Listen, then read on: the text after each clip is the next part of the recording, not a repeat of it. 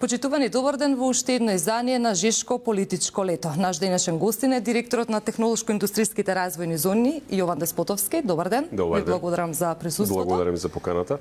Најпрво само да ви ги повторам накратко правилата. Како што знаете, имате 60 секунди на располагање за одговор на секое поставено прашање. Господине Деспотовски, неодамно објавивте раст на извозот во зоните од над 50%. Значи ли тоа дека веќе корона кризата е зад нас во зоните? Корона кризата е зад нас во зоните. Компаниите успешно се прилагодуваат на новите околности кои што настанаа по корона кризата. Растот 56% во однос, значи период јануари-јули 2021 во однос на истиот период минатата година, и тоа уште поважно. 8% раст во однос на истиот период 2019 година и повеќе од 30% раст во однос на истиот период 2018 година. Тоа значи дека нивото не само што е достигнато пред кризното, туку веќе успешно го надминавме. Добро, но извозот и работата на фирмите таму зависи многу од светската економија. Дали доколку брановите на пандемијата земат замав понатака, имате ли некакви анализи како тоа би влијаело на ние ризиците внимателно ги следиме, тоа е многу важно, че и кога зборуваме, значи анализите кои што ги правиме, воведовме редовни месечни анализи кои што ги објавуваме во јавноста. Не ги правиме само за да можеме се пофалиме кога бројките се добри, туку меѓу другото да можеме и ние да согледаме кога евентуално можеби имаме ризик во најава, да, бидејќи тие компании точно зависат во голема мера од глобалните економски текови, да размислуваме евентуално за одредени мерки со кои што би им помогнеле и им би улесниле. Во моментот такви непосредни ризици немаме. Ризици секако на глобално ниво постојат, бидејќи светската економија се менува, бидејќи знаете како, држиме отворени очи, слушаме внимателно, следиме што се случува во светот и во оно што е многу важно, имаме отворен канал на комуникација со самите компании. Така што слушаме внимателно, размислуваме и доколку се укаже потреба, соодветно ќе реагираме. Опозицијата постојано критикува дека власта се фали со нивни инвестиции кои што тие ги донале. Колку нови инвестиции, нови странски компании отворија овде фабрики, колку работни места се отвори? Па еве, имавме пред неполни 2 недели, 10 дена мислам дека не помина, имавме компанија од Јужна Кореја, која што е прва компанија од Јужна Кореја која што дојде во Република Северна Македонија. Одма еден практичен демант на обвинувањата кои што ги слушаме. Она што е многу важно е што и компаниите кои што се тука не само што продолжуваат да функционираат, туку што инвестираат дополнително. И тоа е многу важно. И тоа го прават заради тоа што и деловната клима која што оваа влада и институција креираат, меѓу другото и членството во НАТО, меѓуто и поинаквиот пристап кој што го има кон компаниите, влијае да тоа да и дел од постојните компании кои што нормално се тука одреден период и пред оваа влада, решаваат да влегуваат во нови инвестициски проекти. Меѓутоа има добар дел на компании кои се навистина нови. Еве во моментот разговараме со една германска компанија која што е веќе влезена во 2019 година, патем кажано, со која што разговараме веќе за најголемиот договор за странска инвестиција во државата воопшто во историјата. Така што сите тие практични работи демантираат тоа што го споменавте како обвинување на опозицијата.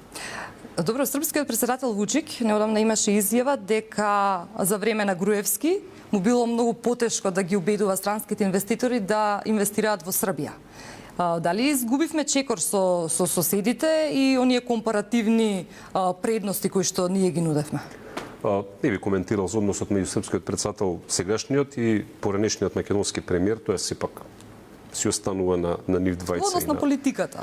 Во однос на политиката на привлекување, може само да ви кажам дека она што сега го правиме, во изминативе веќе 9 месеци, година да најде со новиот мандат на оваа влада, квалитативно многу различен пристап од тоа што, например, го прават соседите. Че не трчаме по секого. Инсистираме на квалитетни инвестиции. Квалитетна инвестиција не подразбира да имам јас повеќе луѓе со кои што ќе се сликам или ќе сечам ленка. Квалитетна инвестиција подразбира повеќе луѓе да добијат работа, ама не било каква работа.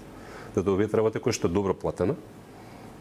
И секако квалитетна инвестиција подразбира тие компании да плаќаат повеќе пари во буџетот на државата. И направивме една анализа која што покажа бројките ќе ги објавиме. Наскоро, меѓутоа сериозна анализа која што датира од 2010-та нааму, погледнавме на нас 12 години, која што покажува дека до 2016 година начинот на кој што фирмите работеле и придонесите кои што и бенефитите кои што државата и граѓаните ги имале биле на одредено ниво, меѓутоа по извесен период тоа ниво е покачено. Тоа значи дека како влада и како институции сме покажали и сега покажуваме дека знаеме да го искористиме потенцијалот на странските компании. Значи не трчаме по камера, не трчаме по сликање, не трчаме по лопати. Ама да трчаме по плати. Инвеститор би инвестирал во Македонија, не во Србија, например. Кои се оние предности? Повторно кажам, квалитетот на инвестицијата е многу важен. Нудиме индивидуализиран пакет на поддршка. Тоа значи дека не секој кој што доаѓа добре дојде. Секој кој што има интерес да инвестира е добре дојде. И тоа не значи дека сите ќе добијат поддршка, тоа не значи дека сите ќе добијат иста поддршка. Бидејќи знаете како, не може и тој што дава плата 17.000 денари и тој што дава плата 35.000 денари, се објавен инвеститор кој што дава бруто плата од 2.000 евра, треба да добијат ист третман од страна на државата. Значи не треба да добие. Него ќе му даеме подобар третман на тој кој што дава повеќе. Ама не ми дава повеќе на мен, или не се слика повеќе пати со мен, или зборува убаво за мен, или за премиерот, или за не знам кого. Него дава за луѓето, затоа што бенефитот од странската инвестиција кој е?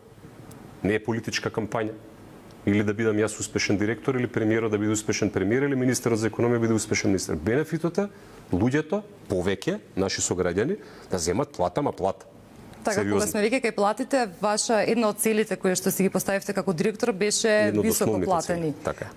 Докаде сте со таа зацртана цел? Па еве, направивме исто така една анализа, не велам дека тоа е благодарение на мене, меѓутоа 2020 во однос на 2019, значи пандемиска година, прво немавме пад на бројот на вработените, што е многу важно, и второ бруто платата е повисока 5,5%.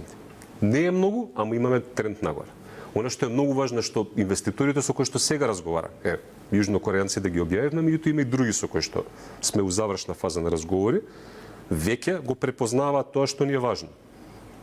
Уште пред да почнат самите преговори, во деловните планови кои што им ги бараме да ги погледнеме, платите се веќе значително повисоки него тоа што во моментот се. Дури и инвеститорите кои се веќе тука. И тоа е разликата помеѓу нас и нашите политички претходници и противници во моментот. А тоа е дека ако фокусот кај нив бил можеби насочен кон бројот на работни места или може би бил насочен колку повеќе тоа ќе го продадеме кон јавноста како политички успех, нашиот фокус е стаен на тоа да видиме колку тие навистина ќе даваат плата. Колку даваат инвеститорите плата? тоа го гледаат.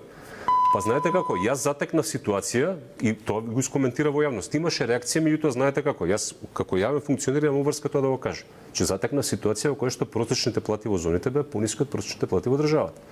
Сега ќе ви кажам дека на крајот на годината очекувам тоа да биде веќе променето. Меѓутоа ќе почекаме да заврши годината, па ќе ги објавиме. Сега немате некоја бројка еве колку е најниската плата, од бројките, видете, најниска, значи процес. Најниската плата е уште ниска и за мене на незадоволително ниско ниво. Значи повторно зборуваме за плати 17-18 денари нето. Са некој ќе каже да, тоа е повисок од минималната, да, меѓутоа овие компании добиваат поддршка од државата. Повторно ниска. Меѓутоа, она што го гледаме сега во новите проекти, во новите инвестициски планови, че платите и кај оние инвеститори кои што се веќе тук, а отвараат нови капацитети, че платите се значително, зборуваме 20-30% над тоа што во моментот се дава. Тоа значи дека и трендот кај тие што се веќе тука и секако кај новите нагоре. И тоа значително нагоре. Така, додека еве зборувавме за соседите, квалитетот, платите ги напоменавме, напоменавте, гледаме дека во соседството доаѓаат светски брендови во типот на IKEA. Има ли најави за нешто такво и кај нас да очекуваме? Добро, странски инвеститор како IKEA во принцип не е некој за кој што би го очекувале да влезе во технолошко-индустријските развојни зони, веќе тука чекаме светски брендови од аспект на веќе на зборам производители, технологии и така натаму. IKEA е секако е, меѓутоа е во еден друг сегмент. Меѓутоа не е проблем, ќе го искоментирам тоа. Самиот факт дека се фокусираме на инвестиции со добар квалитет, самиот факт дека ни следи најголемиот договор за странска инвестиција кој што држава го имала на нас за 20 година, кој што е над 100 милиони евра, ќе не стави на листата на земји кои што имаат капацитет, имаат и пристап, имаат и политики и знаење да абсорбираат големи инвестиции. Затоа што из инвестиции од 5 милиони, из инвестиции од 105 милиони, напорот кој што го вложуваме и целиот механизам кој што го ставаме за да се у функција за да се реализира таа инвестиција ист. Така што јас кажав, подобро да се фокусираме на 5 или 10 големи, па да донесеме 1 милиарда у 4 години, него да идеме со 10 од по 5 милиона, за да имаме само повише простор да се сликаме.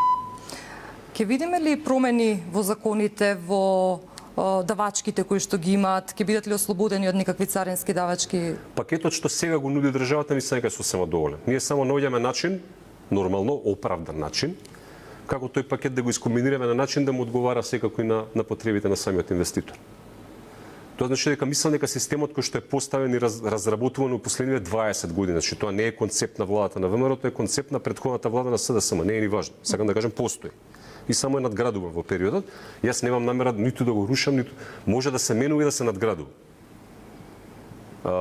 Така што она што во моментот го имаме како систем на ослободување, како систем на финансиска поддршка, пак повторно кажам, со малце покреативно комбинирање и секако да направиме таква комбинација која што на државата на крајот на денот ќе донесе најголем бенефит, бидејќи тие компании плаќаат давачки кон државата, е сосема доволен. Така да влегување во процедури кои што подразбираат законски измени, освен ако не е навистина неопходно, не е нешто на кое што јас искрено би си го трошил моето време. Добро, бидејќи она е еден од проблемите кои што тие постојано го потенцираат како проблем.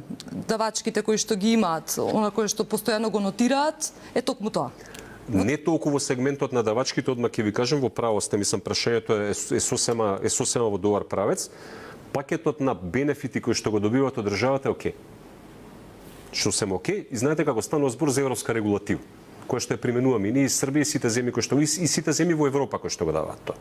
Повторно кажам, многу е важно начинот на кој што тоа ќе го искомбинирате, за да му одговари на самиот инвеститор, а притоа да има економска логика. И тоа е тоа што не разликува моментот нас од соседите. Соседите не го прават тоа, ние го почнавме го правиме. И тоа е предност, затоа што му пристапуваме на секој инвеститор посебно. Чи не на сите како купчи, како група, него секој посебно, бидејќи сите се различни. Она што им треба на инвеститорите, тука верувам дека можеби сме делумно различни од самите соседи, е тоа што се обидуваме да најдеме начин како за одредена категорија на економски субјекти. Странски инвеститори се категорија која што заслужува внимание, бидејќи се големи, бидејќи стварно плаќаат многу пари. Во буџетот, кажавме минатата година имавме нето 30 милиони евра повеќе пари влезени во буџетот колку што сме исплатили. Тоа се многу пари. Пристапот кон одреден тип на јавни услуги, работни дозволи, согласности, царини, ослободување и така натаму, значи е нешто на кое што мора работиме. Значи се до еден момент додека дирекцијата е таа која што се занимава со нив, немаат проблем. Меѓутоа на момент кога ќе треба да излезат од наши рамки и да пристапат кон друга државна институција, повторно кажеме, примерот со работните дозволи, ќе станува проблем. Зошто? Заради тоа што таму имаат еднакво третман со сите останати. Системот функционира на начин на кој што функционира, можеби не се навикнати баш така, и имаме реакција каде што ние треба да пристапуваме, да посредуваме и така натаму, што не е секогаш ги успорува процесите, ги успорува работењето. Настојуваме да најдеме начин, повторно кажувам, како за оние кои што имаат можност да платат повеќе пари во буџетот, да најдеме некоја побрза, не постапка, постапката е иста, побрз пристап. Така. Последниот извештај на Стандард и Пурс нотираше дека многу малку се користат домашните компании за производство кај инвеститорите. Како да се подобри соработката? Што е проблемот? Зошто не се користат домашните фирми? Две работи веќе направивме, односно едната ја направивме, другата почнавме да ја правиме. Значи во самите измени на законот за финансиска поддршка, делот каде што ги поттикнуваме странските компании повеќе да користат домашни, го прецизиравме, го заразработивме дополнително и сега мерката почнуваме веќе да ја презентираме пред странските компании поприлично поприфатлива. Тоа значи дека имаме на државата веќе на некој начин дава многу појасни и поконкретни поттикнувања, стимулации, субвенции за странските компании да ги вклучат домашните во нивните вредности синџери. И тоа е едната страна. Другата страна, секако странските компании барат одредена ниво на квалитет, технологија, познавање кои што ретко која, извинете, малку од компаниите домашни ги имаат на нивото кое што е потребно. Значи ние имаме супер квалитетни компании, меѓутоа има одредени специфични стандарди и квалитети кои што мора да се постигнат, кои што странските компании го барат. Сега, ние тоа може да го постигнеме со тоа што ќе се зборуваме на секој интервју, или ја ќе одам на трибини презентации ќе го зборувам дека ова треба да се направи. Ние рековме не, ќе направиме една посебна, веќе работиме со меѓународната финансиска корпорација на посебна програма во која што и ќе финансираме не само уведување на нови технологии во работењето на домашните компании, туку и на нови стандарди. Со тоа што и финансиски значи ќе помогнеме да го подигнат нивото на технолошка подготвеност на задоволително ниво, за да можат успешно да конкурират и да влезат во тие глобални ланци на снабдување, бидејќи не се само компаниите во зоните се само еден чекор. Ако успешно го поминеме тој чекор, целиот глобален пазар во тој случај е отворен, нема никаков проблем. Така што кажав, стимулациите за странските компании веќе ги прецизиравме, наред е да им помогнеме на домашните да стигнат на потребното ниво. Господин Деспотовски, ви благодарам за гостувањето. Благодарам на интересот и на поканата. Вам, драги гледачи, ви благодарам на вниманието и останете со Канал 5.